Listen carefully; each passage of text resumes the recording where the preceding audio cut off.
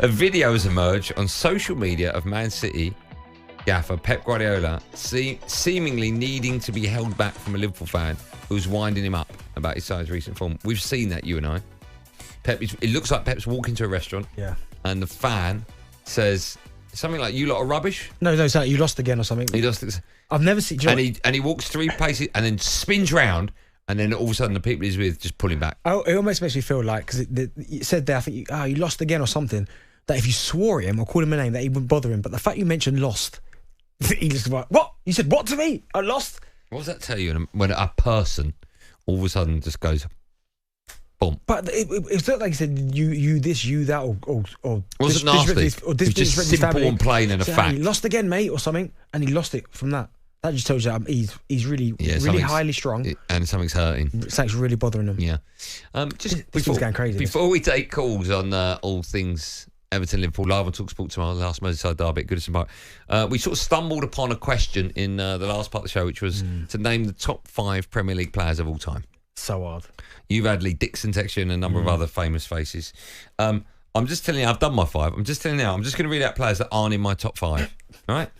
What's that? Nah, I can't. Dicko just messaged me again. I ain't saying that out loud, he said, because I thought he said that again. Okay. No, I'm not. Well, that doesn't work. Where's he put? No, you got to read it out. It's a Keown. It's shocking. What, he's put Keown in it, or he's not? It's Keown. What, Keown's in it? What, is it top 5 greatest? Yeah.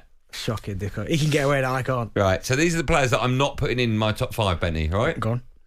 Kane, Gerrard, Shearer, Hazard, Kante, Rodri and Kevin De Bruyne. They're not in my top 5. And a lot of people have made a good point, right? Because Shearer, 260... Should be in it. Of course you should. But I'm thinking player. Like, I think there's been better players than Shearer. He's the greatest goal scorer we've ever seen. That's fact.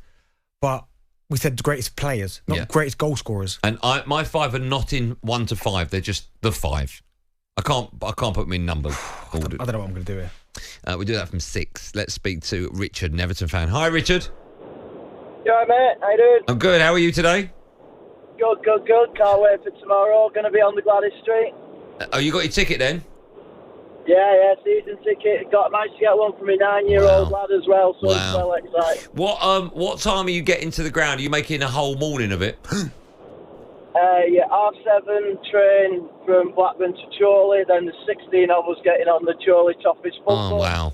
Get there for about 11, and then I don't know if you know 1878, shout out to them. They're a group of Everton fans that help get all the flags and the atmosphere going and stuff. Okay. So me and the lad are going to be helping them with the flags on the Gladys Street.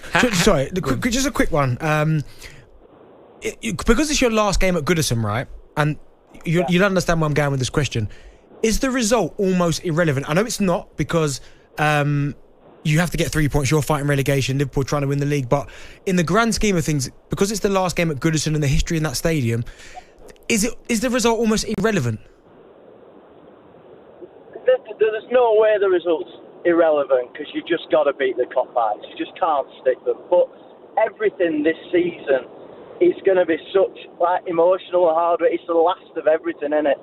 So, you see your rivals, and the fact that we beat them last season, that means we're better than them now. So we've got to beat them again, doesn't it? Is that all right? I think it does. I think it means you win the Premier League if you beat them tomorrow. Let's speak to Ewan, an Everton fan. Hi, Ewan. Evening, fellas. You all right? I'm great, man. How are you? I'm very well, thank you. I won't be tomorrow, though. Are you going tomorrow? I won't be going. I'll be watching. Where will you be watching it? On the telly? You'll be listening to it on talkSPORT, right? Yeah, I'll be listening to it. Yeah, on good. I'll be watching it on the telly. I thought Benny asked a really good question there about, is the result irrelevant? And by that he means the day will be so emotional, and it's the last game, of course, that you'll be playing Liverpool at that stadium, that if you don't win it, I think that there'll still be as many tears and as many sort of emotional Evertonians, irrelevant of what the score is. If you beat them, it makes it sweeter. But it's all about the day, right? Yeah, it'll be about the day, it'll be about the occasion, but also you've seen Goodison Park. You've seen it when United have been there, when they were at their peak. Do you know what I mean? Like when Duncan Ferguson headed goals in. Do you know what I mean? Like that Goodison Park atmosphere, when it's on your side, it can turn games. I've just got a feeling, just with the way the season's going, and just the way with the hostility there. All that it takes is one early goal, and it's going to be a horrific atmosphere. I just think it will go against us tomorrow. You think it'll be a horrific atmosphere tomorrow? Yeah, just play it again. You go 1-0 down early. The crowd's going to get on Dyche's back. The crowd's going to get on the players' back, and I just think they'll crumble. You've seen it too many times in recent history. Do you know what I mean? Like that crowd, as good as it is, and as good as it can be in our favour, it can also go against us at times. And like I say, a fast start in a Merseyside derby, the way that they're playing, top of the league, the occasion. I just think some of the fans, like I say, if it gets too much too quick, it could go against us, and it could be a trounce. So, can I ask? I don't know how old are you? There's a reason I'm asking. How old are you? 33. 33. Okay. Are you sad that you're leaving Goodison, or are you pleased you're going to a brand new shiny stadium? I'll be honest, from nostalgia, I don't think they make grounds like Goodison Park anymore. You've seen it with West Ham, with the London Stadium. When a crowd's on top of you, there's nothing like it. So I'll be honest, I'm actually gutted because, like I say, on those big nights, on those big games, there's nothing that can be replicated for the club. And modern day football, it's better as a business proposition, but from a footballing purist, I just think you can't replicate that, and unfortunately, it's one of the last Premier League grounds that's like that. Is it old? Is it 40, 42, something like that? Goodison? Yeah. No, the new one.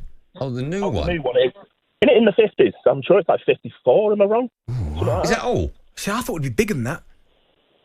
Are you sure that's all it is? You 54,000? I mean, I could be wrong. 52. I've just been told 52.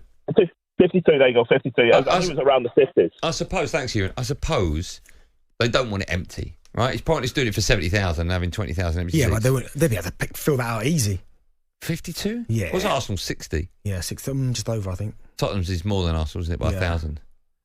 That's Man United, 75. Do you fill it every week? Every week. People stand outside desperate to get into the theatre of dreams. talkSPORT Drive with Andy Goldstein. Monday to Friday afternoon from 4 on AM, on DAB, via the talkSPORT app and on your smart speaker. talkSPORT.